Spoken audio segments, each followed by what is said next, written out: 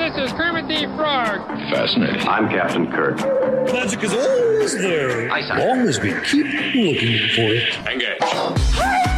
What does God need with a starship? Thank you, love you. Mwah. I protest. I am not a merry man. Places, please, and here we go. Down at Fraggle Rock. Welcome, Doozers, Gorgs, Trash Heaps, Rilnars, and things to episode 130 of the MuppeTrek podcast. I'm Jarman. And I'm Steve. We're on a journey across the stars to compare and contrast the creative worlds of Jim Henson and Gene Roddenberry. And what started as reviews The Muppet Show and Star Trek the original series has expanded into outer space. And this week we have Fraggle Rock episode The Terrible Tunnel and Next Generation episode Where Silence Has Lease. But before we get to that, Steve, I want to rock! I want to rock! All right, this is That Rocks. There are plenty of gems, jewels, and geodes in the world, many of which can be found in Fraggle Rock, maybe even Amylite. Well, Amylite is one of the few kind of untrue gemstones. It is an organic gemstone similar to amber and pearl. It comes from fossilized shells of ammonite creatures, which are extinct marine mollusk kind of things, big shells that lived 70 million years ago. Wow. They are mostly found in like this place called Bear Paw Formation in Alberta, Canada. They're very localized. They are found almost nowhere else. And for our friend Sean Vanderloo in the Great North, it's found near the St. Mary River. I know Canada's big, but I don't know if that means anything to you. Let us know, Sean Vanderloo. Yeah. And the World Jewelry Confederation, which I didn't know existed, didn't actually recognize Amylite as a gemstone until 1981. Which lets me, there's like, how funny is it that there is a governing body of gemstones that decide what is a gemstone? It's like them deciding Pluto's not a planet kind of thing. I'm sure there are very responsible criteria and rules that need to be followed to make sure rocks are good rocks. Ooh, I'm looking at it right now. It's really pretty. It's like a rainbow. Yeah, it's known for being iridescent, being able to sort of transition between a huge range of colors. Yeah, it's like a moon ring. Yeah. Well, that's Amylite, and that rocks. I want to rock! Yeah. Well, this brings us to this week's episode of Fraggle Rock, The Terrible Tunnel. First, we're going to start with, what's up, Doc? Sprocket has been digging in the garden. He doesn't want Doc to see that he found a horseshoe, because once Doc finds out, he starts trying to trade him things so he can put a horseshoe up on his shelf. Doc offers him all sorts of things. By the end, Sprocket has collected a giant mound of Doc's valuables and gives Doc the horseshoe for him to put on his collapsing shelf that is actually collapses by design. It worked. Brilliant. Well, what's going down in Fraggle Rock? Gobo is trying to retrieve his postcard, but nearly runs into the beast Sprocket. Boober shares sort of some wild superstitions with the group, but Gobo just isn't buying it.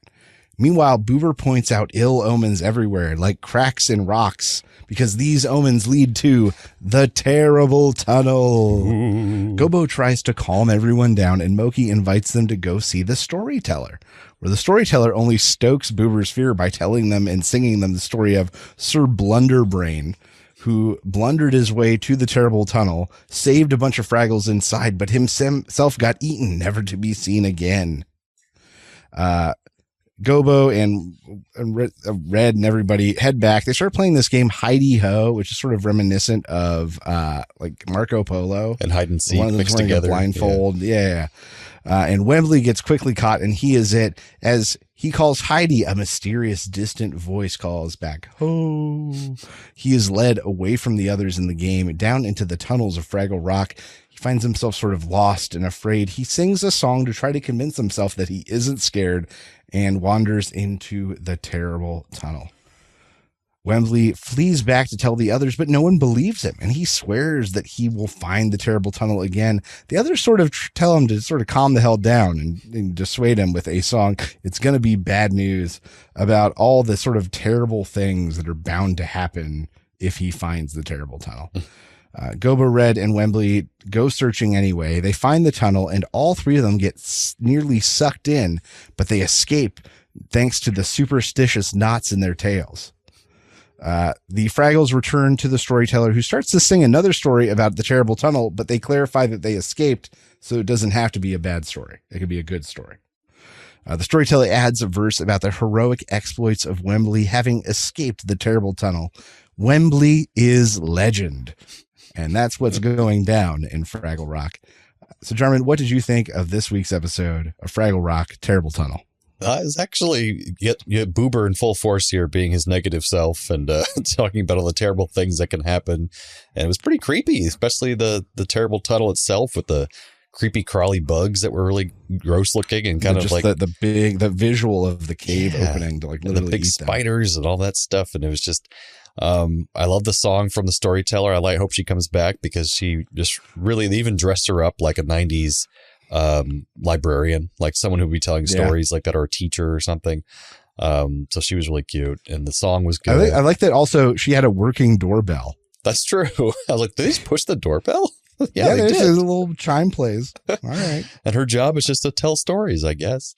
But my biggest question it's like about this the episode, pipe banger, whose job is just to bang on pipes. That's right. That's their job. Make the water come. And then the volunteer firefighters that don't ever do anything. But what is the terrible tunnel? Apparently it is real, but they don't explain what the hell is it. Like, what is the origin of this thing, and what does it do? What is it for? Like, I'm scared to know. I want to know now. I mean, maybe it'll come back in lore. I mean, Jim in other projects loved making big, oversized puppets that ate other puppets. You can see it. We saw it back in the Muppet Show. Think about things like the Dark Crystal, where there's multiple times where like a giant thing comes out of nowhere and eats a smaller thing. So it is part of the Jim Henson repertoire. I'm sad he didn't find the bumbling knight that he could have saved him. I was disappointed in that too. I was like, oh, they're going to find the Bumble Brain and bring him back. And he's just gone forever. Yeah. I think we just have our first confirmed Fraggle death. Maybe, or it's leaving it up to question that maybe that's just a myth and this is just kind of a dangerous place and that guy never really existed. Or if they showed him, that'd be like, oh, this whole thing was real and you should believe superstitions. But maybe they're leaving it open and be like, don't believe everything. Yeah, but maybe there's some truth to some superstitions, but don't believe everything. I don't know. But yeah, kind of upset they didn't find him.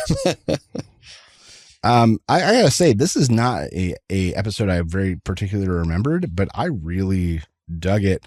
I loved the song Bad News. It's not a song I remembered, but just that bad news, and everyone if jazzy as hell and kind of felt upbeat. But that's like the first song I've heard so far where I'm like, that could be a song kind of on the radio. Yeah, during that time, like especially. A fun kids song. Right. It was very on theme and felt contemporary. And I even liked Gobo's verse is more about just like bad things happen, but they're based in reality. And then Boober's verse is like, well, they could be superstitious, paranormal. Yeah, big, terrible things happening everywhere all the time. Yeah, it was a fun song. Wembly's little song was cute. And then I love the payoff. And this is going to sound so dumb. I love the payoff where Boober's like, everyone put a knot in your tail for good luck. And no one questions it, but at the end, when they're going to be sucked into the terrible tunnel, Wembly's at the front. Red can only grab his tail because he has a knot in it. And Gobo can only grab Red Tail because hers has a knot in it. Gobo didn't tie a knot, so presumably had Gobo been at the front, whoever behind would be fucking dead. I didn't even think about just that dead. Actually, which is funny that but came it was full one of those circle. things I was like, why do they keep bringing this tail thing up? And it was a payoff. I was like, and they didn't even bring attention to it. Yeah, that's why I didn't even notice it, but you're absolutely right. It's like, that's what saved them. That's funny. Yeah, it was just genius in little subtle ways. I'm sad we didn't get really any Doozer action. We didn't get any Gorg action. I like Moki going up to ask them. She's like, have you seen Wembly? And they're just like, rah, rah, rah, rah. Just keep walking. I like that. That was kind of cute, though. And we didn't get Trash Heap, you know. So maybe it falls a little short in those areas, but I really enjoyed this one. Yeah, and I like that it was a tonal shift because it was definitely creepier and definitely kind of negative, and then we had to get the positive aspects of working together and stuff. But it was a good one. Yeah. Well, what the hell are those silly creatures up to this week? Uncle Traveling Matt has discovered an enormous Fraggle pond, as he calls it, finding himself in a boat marina. The most interesting creatures at this whole arena are the sewing creatures who find holes in things and destroy them. And then they're loaded into boats and abandoned to drown in the water. Well, he's describing fishing nets and nice net repair people. Well, the oldest known fishing nets is referred to as the net of Antrea. It was found in Finland in 1913, and it dates back to 8300 BC. Oh, wow.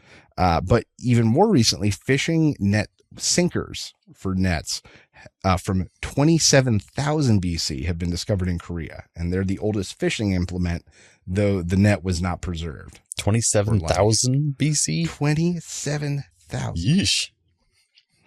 Yeah, dude. The dates for humanity keep getting pushed.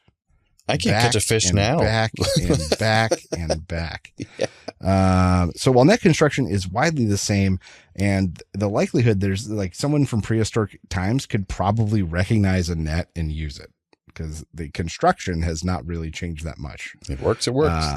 But modern net materials have changed significantly. Through history, they've been made out of things like papyrus and water reeds, woven animal hair. But sometime in the 14 to 1500s, hemp kind of became the standard around the world for nets. And it stayed the standard until the early 1900s, when the powerful cotton lobby pushed out the hemp growers. And that was like the big American push against marijuana. Was because of the cotton lobbies. Oh, wow. That's why that happened. And cotton only held its hold, though, for like 30 or 40 years, because in the 1950s, we had the first synthetic net start coming out of Japan. Kind of like plastic rope kind of thing, almost. Yeah, plastic rope, synthetic fibers that were way stronger for lighter weight, and that became the standard from that point on. Probably much less hemp biodegradable. Hemp was what they were made of for 500 years almost. That probably worked better than cotton, but yeah. Oh yeah. Damn you, cotton lobby industry. You and your highfalutin political games and slavery. What did you think was the best? Yes, and also that slavery. Though I don't want to say hemp's hands are clean on that one. I can't probably imagine. Not. Yeah, nah. I can't imagine they stayed clean on that one. Best MuppeTrek moment this week. I happened to see on this one that you had the same one as me, because it was the terrible tunnel moment, them getting sucked into that tunnel and just them flying up in the air. They had to move them around somehow and have them grabbing tails. Like, it was just like really well done. It was just like, I don't know how they did it, like then still had them moving around. So it was very impressive. I really dug the Wembly one specifically when he first him going from flat to like inverted was a very successful effect, and his like eyes rolling kind of like as he's being sucked in. I will say there was one moment where Gobo looked real bad though. Oh, really? I didn't notice. I will say it in that sequence. It's when Gobo's pulling himself out, and it looks bad. They couldn't all be perfect, but otherwise, I thought that effect was genius. I agree. It was very good. All right. So, Jarman, what happened on this week's episode of Star Trek: The Next Generation? This week we have Where Silence Has Lease. Very overdramatic name. But the Enterprise stumbles upon a mysterious patch of nothingness in space, like a literal black void. And they send probes into the abyss, but they just start to vanish. So naturally, they decide to just poke at it some more. And surprise, the void swallows up the entire ship. So they keep trying to leave the abyss, but it seems no matter which direction they fly or how fast they go, they just get stuck there. And they can go around in circles and everything. And things get even worse when suddenly a Romulan warbird decloaks out of nowhere and attacks them and does real damage to their shields. But it seems strange and weird because once they blow it up with one photon torpedo, I'm like, we did it. Destroyed. He's like, that was too easy. So then the Enterprise suddenly sees their sister ship, like basically the same kind of ship as the Enterprise, the Yamato. And it's also really weird because it's ignoring their calls and their sensors see no people on board, but yet it's still functioning completely normally. So I thought it was very unsafe. They send Riker and Worf right over to check it out, but it's totally empty. And as they walk through a room, it's interdimensional. So they basically walk onto the bridge, and as they exit the bridge, they're back on the bridge again. It's very creepy and weird. Meanwhile, while they're on the ship, the Enterprise has found an escape route. Suddenly the void opens up where they can see the stars again, but they can't leave until they get their crew members back. So it closes up again before they get Riker and Worf back. But then suddenly this humanoid-ish looking face entity appears. It looks like, I put down like a child's drawing of a human. It's this really weird looking thing. It was calling itself Nagilum. And it's curious about humans and their whole death thing, how they die. And it's so strange. And it casually mentions that, oh, I'll just need to kill a third or half of your crew to answer my questions about death. I'll figure it out after that.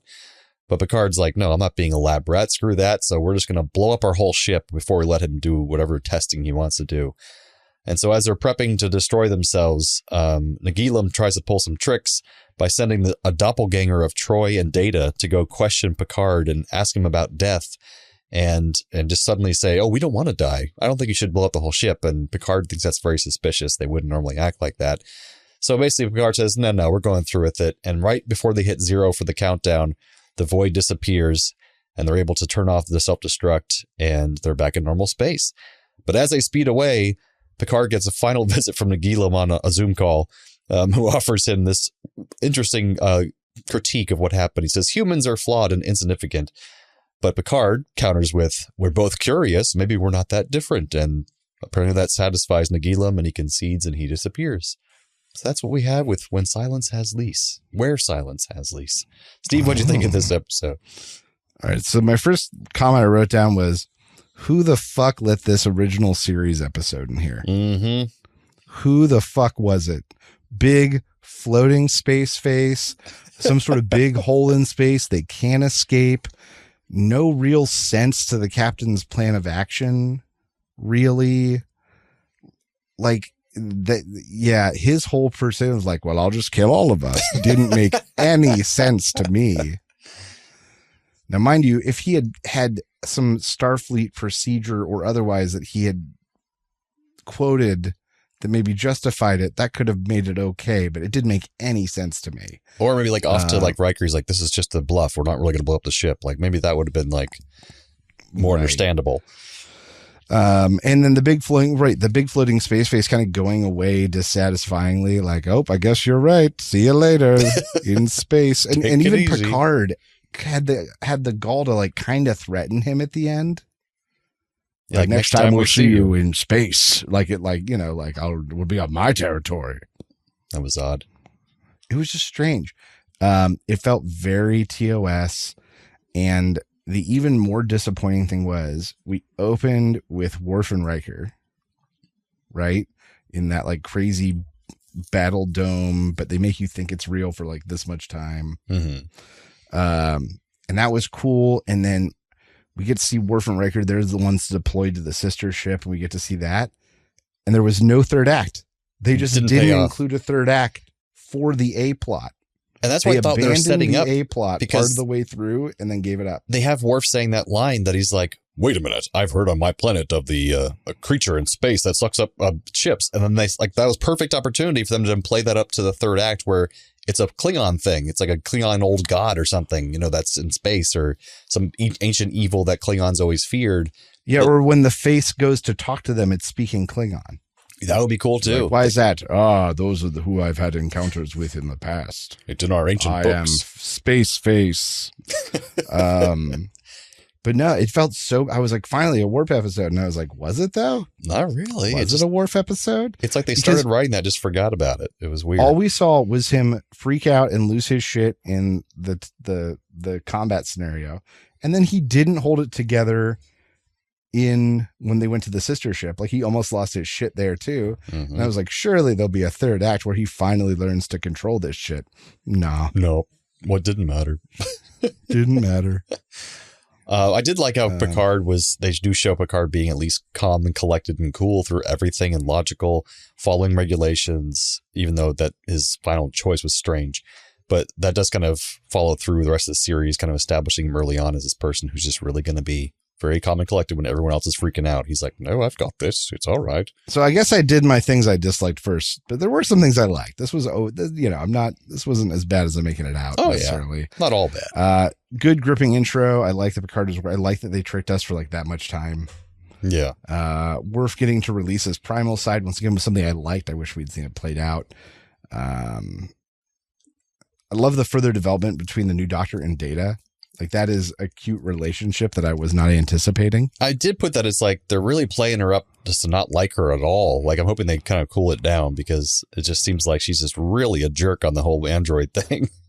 She's super android Yeah, but racist. then she'll have some big turning point in the mid-season. Or not. Or not. We'll see. I thought it was a clever double use of the set. Mm-hmm. And like them going between the different bridges and stuff. I was like, oh, that was a clever, easy, relatively cheap episode thing. Good for them. The Riker assassing the captain was really unexpected. He's like, get some of this technology working and get us out of here. I was like, why did he just talk? It has never been okay to talk to Picard that way. It seemed, and then you see Picard just go, oh, okay. He kind of smiles almost too. I also like that there's a popular GIF that I know that comes from this episode. Haskell going, so it's good to know that's where that comes from now. I knew it was Star Trek because he's wearing the uniform, but yeah, I forgot it's from this episode. And I did like the Picard being toyed with aspect at the end, where Data and Troy came to him and they're trying to talk him out of it. That was a cool scene. That was good. It didn't feel earned, but it was good. Because we don't know what the power of this being is. It seems strange and nebulous. Like, what is this thing? And what is it doing? And so if it done more of that kind of stuff, pretending to be them, but it just didn't pay off, like you said. Yeah. But yeah, so I don't want to say I didn't like this episode all the way. There were a couple good things, but this is one that just feels like such a missed opportunity. And the Worf abandonment of the Worf plot just pisses me off as a watcher, because they were building it up and then just lost it. And it's like, yeah, so this is like left it. It was almost, and like even the idea of this weird black void that is nothingness, literal nothingness, is pretty cool. And then I was really disappointed that because I'd forgotten what this episode was all about. Disappointed that it was just yet another all-powerful alien entity thing. Like, it could have been something more interesting having to do with that being a black void. That was really kind of neat. And then just, it was nothing. It didn't really matter. So, yeah, misfire, but not crap. Misfire. But not total crap. Not total crap. Not at all. All right, some Trek facts for this one. The character of Nagilum was originally named Nagilum after actor Richard Mulligan, whom the show's co-producer Maurice Hurley originally wanted to cast in the role. So it was backwards of Mulligan. So it was Nagilum, spelled backwards, basically Mulligan spelled backwards. I see what those. But then he had to drop out last minute, so they just changed it to Nagilum. The title of the episode is from the last stanza of a 1907 poem, "The Spell of the Yukon" by Robert W. Service. Yeah. This is the first episode of season 2 to feature a completely original script after the 1988 WGA strike. The others were adapted from a Star Trek Phase 2 scripts that they had already written for that show that never happened back in the 70s.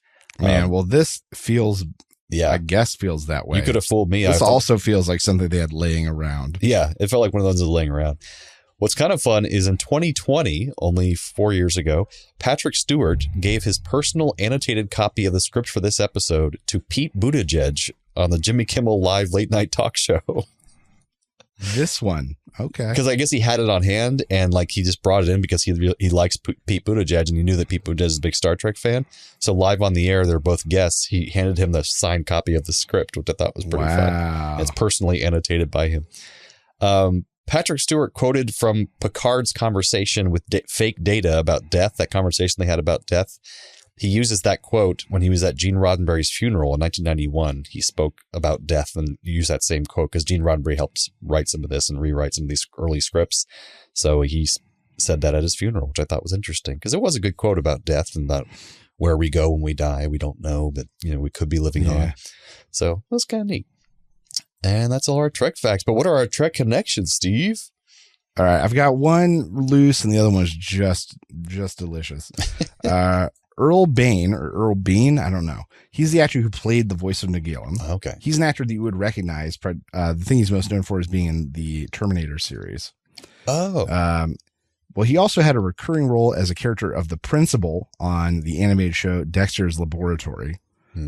Also on this show was Frank Welker, predominant voice actor, who played Monkey in a couple episodes. And he also played Kermit and Beaker in Muppet Babies. Ah, yes. Yes, he did. So Earl Bain, Frank Welker, Muppet Babies. This one's great. Steve Kelso, who is one of the alien assailant stunt actors at the beginning, because they didn't hire, they just had stunt actors in there. Oh, yeah, That's the best part about not showing their face. Stunt actors. Well, he also did stunts for 2011's The Muppets. Hey. Long Just career. coincidentally, he is in this. That's a direct So connection. I haven't had a straight connection in such a long time. They've all been Feels gay. good. Sorry. I'm going to chase that feeling. Well, it makes sense, though, because these are basically the same episode, right? Oh, it's so true. So true. Similarities are endless. Both feature people being trapped in and trying to escape from a dark place. The Fraggles with their terrible tunnel, and the Enterprise trying to escape the space face zone.